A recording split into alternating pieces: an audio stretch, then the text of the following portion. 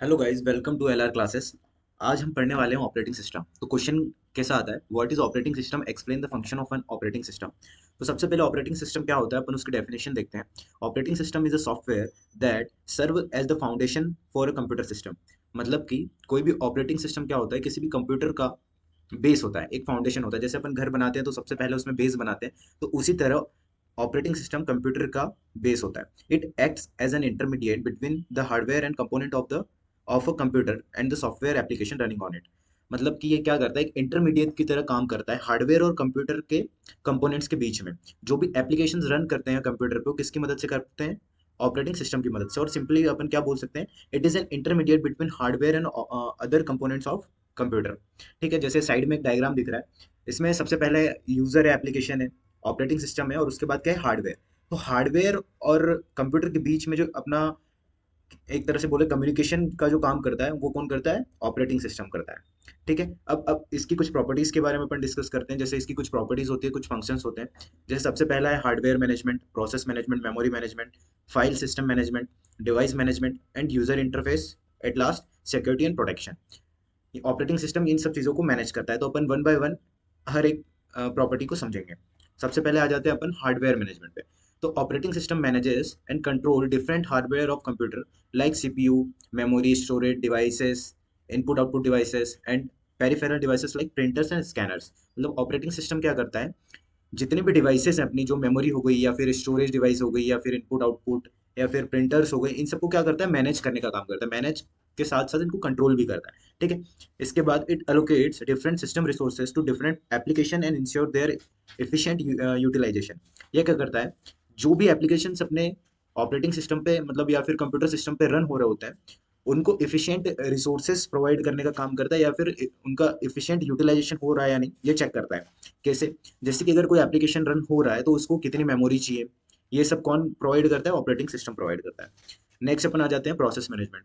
तो operating system is responsible for process management which are individual task और program running on computer. ये क्या करता है, डिफरेंट प्रोसेस जो चलती रहती है अपने सीपीयू पे या फिर कंप्यूटर सिस्टम पे, उन सबको मैनेज करने का काम करता है। ये क्या हो सकती है, कोई इंडिविजुअल टास्क हो सकता है या फिर कोई प्रोग्राम हो सकता है जो अपने कंप्यूटर पे रन कर रहा हो। It schedule and prioritize process. मतलब ये क्या करता है, शेड्यूल करता है, प्रायोरिटाइज करता है। शेड्यूल का मतलब क्या होगा, कि कौन सी प्रोसेस कब एग्जीक्यूट होनी है। प्रायोरिटाइज मतलब क्या होता है, कि जितनी भी प्रोसेसेस होती है वो किस किस टाइम पर होनी है। और प्रायोरिटाइज का मतलब क्या होता है, कि अभी फिलहाल में अपनी प्रायोरिटी क्या है, कौन सी प्रोसेस को करना है। इसमें एक्स्ट्रा पॉइंट अपन क्या ऐड कर सकते हैं, कि इसके अलावा भी बहुत सारी प्रोसेसेस होती है, एप्लीकेशंस होते हैं जिनको ये मैनेज करता है। उसके बाद अगर आया जाए अपन मेमोरी मैनेजमेंट पे, थर्ड पॉइंट, तो management of system memory and allocation is manage by operating system. मतलब कि सिस्टम मेमोरी का जो अलोकेशन होता है, अपने कंप्यूटर सिस्टम में एक मेमोरी होती है, तो किस एप्लीकेशन को या किस रिसोर्स को अपने को कितनी मेमोरी प्रोवाइड करनी है, ये कौन प्रोवाइड करता है, अपने को operating system. It allocate memory to processes and different application in system. ये क्या करता है, जो भी प्रोसेस होती रहती है या फिर जो एप्लीकेशन रन करते रहते हैं सिस्टम में, उनको मेमोरी प्रोवाइड करता है। It ensure the efficient utilization of memory. ये क्या करता है, कि मेमोरी सही तरीके से यूज हो रही है या नहीं हो रही है। पता चले अगर कोई एप्लीकेशन एक पर्टिकुलर अमाउंट ऑफ मेमोरी अपने को डिमांड कर रहा है और अपन ने उसको ज़्यादा दे दी है, तो वो मेमोरी क्या है, एक तरह से वेस्टेज है। It also handle D allocation of memory. अब क्या होता है, जैसे जैसे अपन कंप्यूटर में कोई भी प्रोग्राम रन करते हैं, एप्लीकेशन रन करते हैं, तो किस पे रन करते हैं, रैम में रन करते हैं। तो अगर कोई प्रोग्राम अभी अपन यूज में नहीं है, तो उसको मेमोरी डी एलोकेट करना भी बहुत ज़्यादा जरूरी है, नहीं तो वो अपने कंप्यूटर सिस्टम की स्पीड को रिड्यूस कर देता है। फोर्थ पॉइंट है फाइल सिस्टम मैनेजमेंट। अब क्या होता है, कि ऑपरेटिंग सिस्टम क्या करता है, जैसे अपने पास एक पर्टिकुलर अमाउंट ऑफ स्टोरेज होता है, उसमें क्या होता है, बहुत सारी फाइल्स होती है, तो उन फाइल्स को एक सिस्टम में मैनेज करने का काम कौन करता है, operating system. It allow user and application to create, read, write and delete files. ये क्या करता है, यूजर और किसी भी एप्लीकेशन को ये परमिशन देता है कि वो किसी मेमोरी में रीड कर सकते हैं, कुछ क्रिएट कर सकते हैं, कुछ लिख सकते हैं, या फिर उस फाइल को डिलीट कर सकते हैं। और थर्ड पॉइंट आता है application, operating system provides an hierarchical structure for organizing files and data. ये क्या करता है, एक हायरार्किकल स्ट्रक्चर प्रोवाइड करता है अपने को ऑर्गेनाइज करने के लिए, किसको, फाइल्स एंड डाटास को।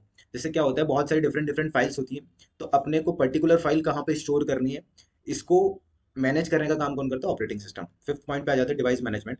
Operating system handle the communication between hardware devices and computer.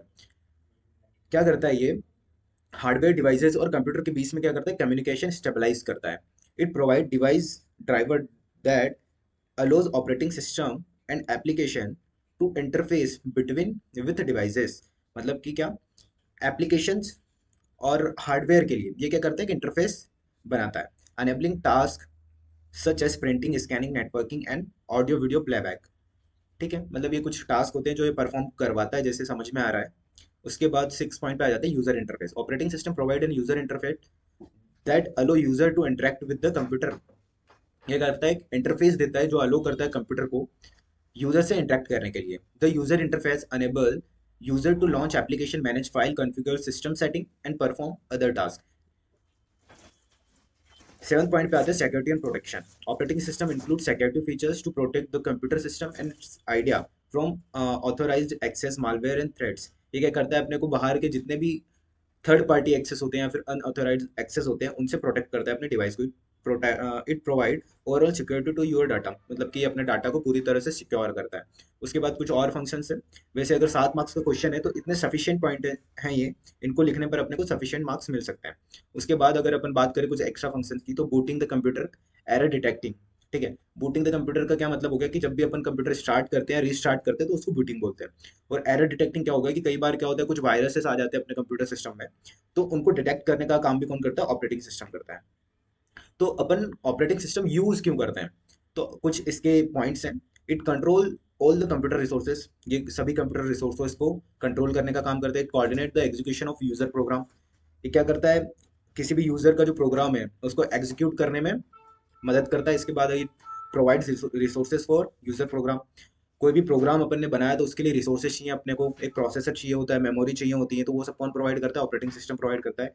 Hides the complexity of software, अगर अपन बेसिक पे अगर 0 1 के लैंग्वेज पे काम करेंगे तो ये कहीं ना कहीं अपने लिए बहुत ज्यादा कॉम्प्लेक्स होता है। तो एक ऑपरेटिंग सिस्टम क्या करता है, वो जितनी भी कॉम्प्लेक्सिटी है उसको हाइड कर देता है, जिसकी वजह से अपने अपना इंटरेक्शन अपने कंप्यूटर के साथ काफी अच्छे तरीके से हो सकता है।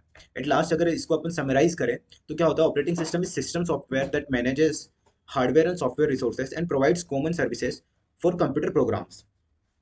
मतलब कि ये क्या करता है, एक तरह से ये एक सिस्टम सॉफ्टवेयर है जो मैनेज करता है हार्डवेयर और सॉफ्टवेयर और रिसोर्सेज को। ठीक है, इसके बाद अपन ने इसके कुछ फंक्शंस देखे थे, जैसे कौन कौन से फंक्शंस थे, hardware management, process management, memory management, file management, device management, user interface, security and protection. तो आई थिंक आप लोगों को समझ में आया होगा। Thank you.